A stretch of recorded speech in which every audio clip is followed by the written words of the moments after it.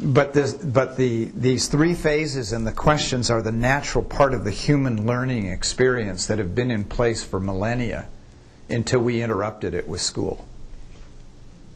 We interrupted it with the idea that certain criteria needed to be imposed on people in order to make them useful to the society in a certain way. And we have to differentiate here between skills, learning skills, and education. Because there is absolutely nothing wrong with learning and the learning that goes along with skill sets in order to engage in certain things. And it's important and necessary work. But the education process, the educate, drawing forth what's there, seeing the gift that's in there and drawing the gift out, it's an interconnected, but it's also a discrete process. And so the learning curve for me in all of this was to see if we could restore some humanness and shift the metric system to where the students were actually evaluating their own experience.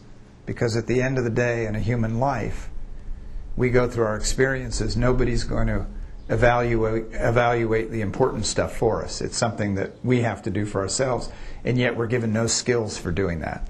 We don't even know the questions. We don't even know that we should be asking the questions, because we've always been positing answers in order to please the people who have been teaching us. So the self-awareness piece of where I am in all of this gets lost. And so in a sense, we're disempowering the human instrument for its own self-revelatory processes.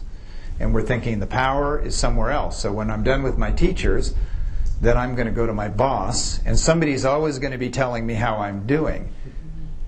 And it doesn't mean that the feedback from the external world isn't important, but this internal process of self-knowing is not being developed.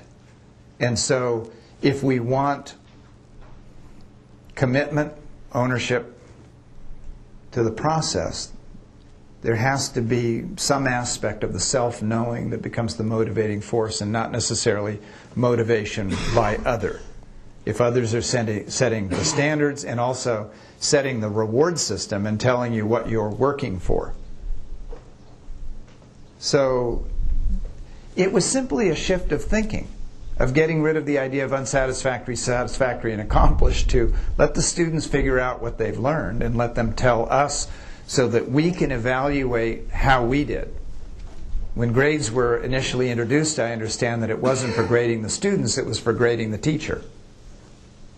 But now we've shifted it as this game that gets played, where we're evaluating their progress in terms of something that may have very little actually to do with the human part of their lives. So it's not an either-or, it's a both-and situation. But how can we shift to a self-evaluative process? How can we get rid of the stigma to the fact that you don't know yet, therefore you're worthless, or you're only going to be worth something when you've imbibed a certain